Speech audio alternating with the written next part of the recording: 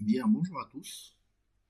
Dans cette capsule, je vais vous proposer la correction de cet exercice qui dit la chose suivante, sans aucun calcul, c'est-à-dire on ne va pas calculer une primitive de cette fonction, mais uniquement par les considérations d'air, c'est-à-dire des considérations géométriques, on me demande de calculer cet R.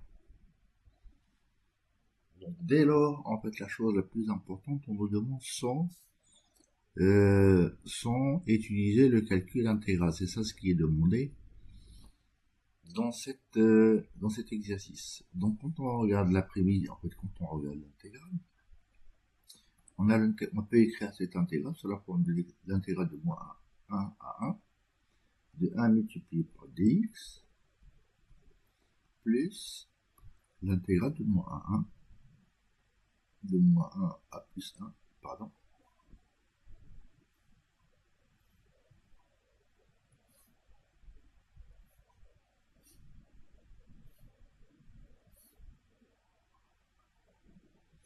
de la racine carrée de 1 moins x2 de dx. Donc là, si on veut calculer l'air de la première, bon, je les appellerai A1 et A2. Là, j'ai A1. Et là, j'ai A2. Donc A2, en fait, c'est tout simplement l'aire d'un rectangle. Si je considère ça moins 1, et ça c'est 1, de moins 1 de la fonction qui est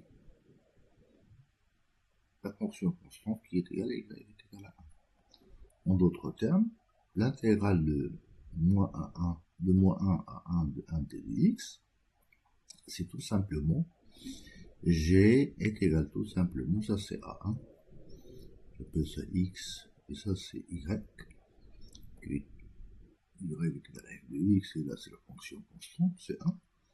Donc là, il suffit de faire longueur par largeur, c'est-à-dire nous avons 2 fois 1, donc ça c'est égal à 2. Donc A1 est égal à 2. Quant à la deuxième, c'est un peu plus subtil.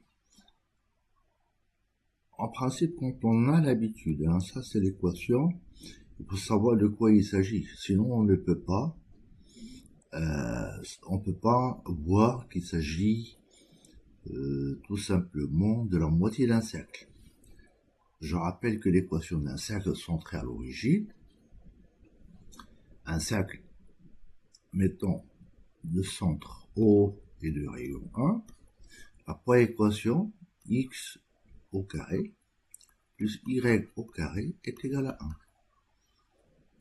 1. En d'autres termes, cette équation, on peut l'obtenir directement, c'est l'ensemble des points M qui sont à égale distance d'un point qu'on appelle le centre. Il s'agit ici de l'origine du repère. Puisqu'en utilisant Pythagore, on aura tout simplement x2 plus y2, x2 plus y2 est égal à 1. Et ça, il faut savoir la définition d'un cercle. Cette notion, on la voit directement à partir de la première scientifique. Et quand on a davantage l'habitude, on peut, après avoir fait le nombre complexe, on peut lier sur l'ensemble des points tels que le module de z est égal à 1, et qui veut dire tout simplement que z est égal à l'exponentielle de iθ. Et donc on voit bien comment les choses se font. Donc là, je considère que ça c'est un exercice niveau terminal. Donc je vois bien que quand on trace le cercle, je me rends compte que ça c'est la moitié d'un cercle.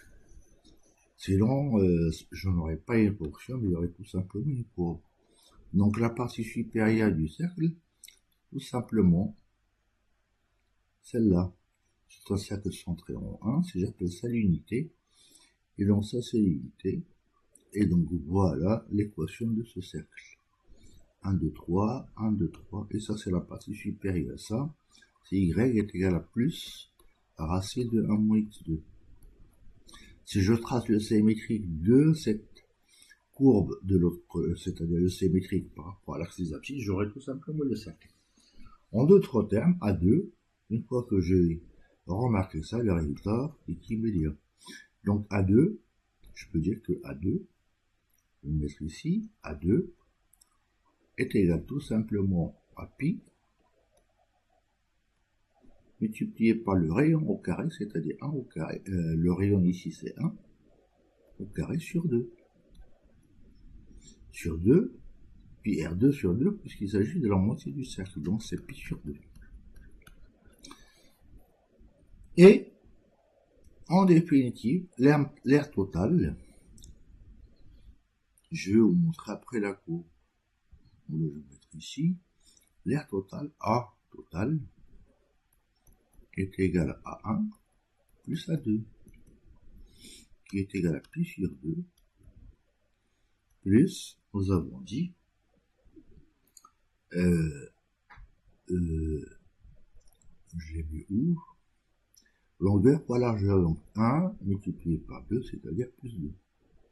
Quand je réduis en dénominateur, c'est égal à pi plus 4, et le tout divisé par 2. Donc voilà une correction assez simple de cet exercice. La difficulté, c'est d'avoir en tête que ça c'est l'équation d'un demi-cercle.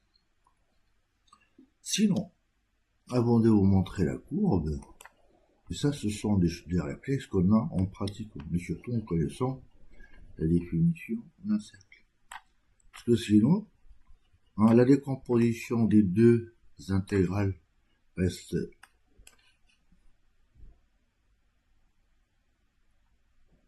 vraie. Si j'ai envie de calculer l'intégrale de moins 1 à 1 de l'intégrale de la fonction à racine de 1 moins x2, je peux remarquer toujours par des considérations géométriques, c'est l'intégrale, puisque ça c'est une fonction paire, c'est l'intégrale de 0 à 1 fois 2 fois l'intégrale de 1 moins x2. Et par ce genre si on m'avait demandé de faire le calcul, là le calcul est immédiat.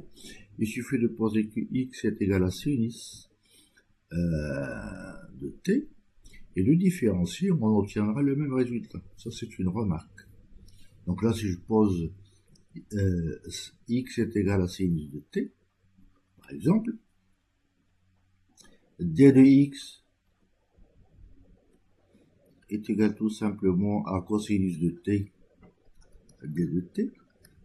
En ce qui concerne les bornes de 0, quand est-ce que ça deviendra tout simplement 2 pour l'intégrale de 0. Quand x égale à 0, sinus de 0, ça fait 0. Et quand est-ce que sinus de jusqu'à pi sur 2, puisque sinus de pi sur 2, ça vaut 1.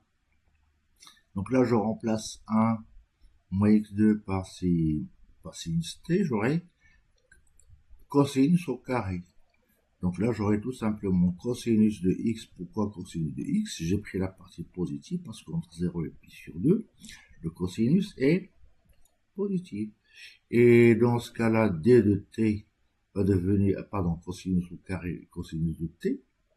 Et là, j'aurai cos carré de t fois d de t. Et donc ça, il y a plusieurs façons de le faire.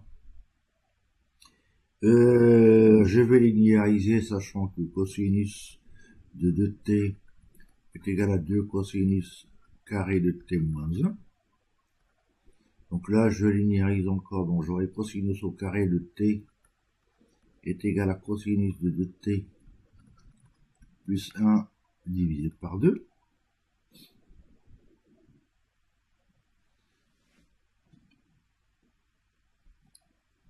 Le tout divisé par 2. Et quand j'intègre la primitive de sinus de 2t, ça sera 1 quart de sinus. Donc je vais faire est égal. Allez, je vais m'appliquer le comptage. En ce qui concerne le 1,5, donc j'aurai 1,5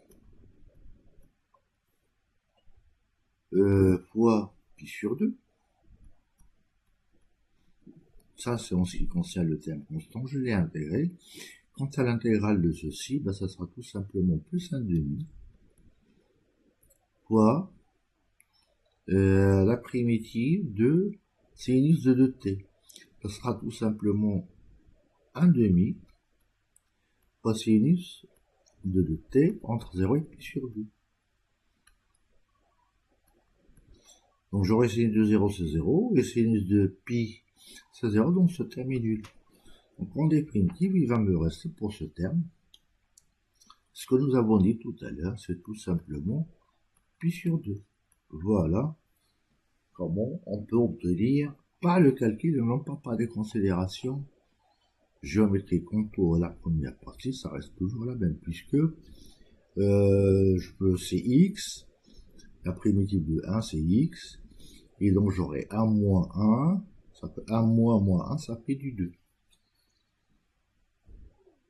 Ah oui, pour finir, voilà, je vous ai représenté ici la situation, c'est-à-dire on nous demande de calculer la somme de cette aire, ce que je disais tout à l'heure, c'est ça ce que j'ai appelé A1, et ça c'est A2.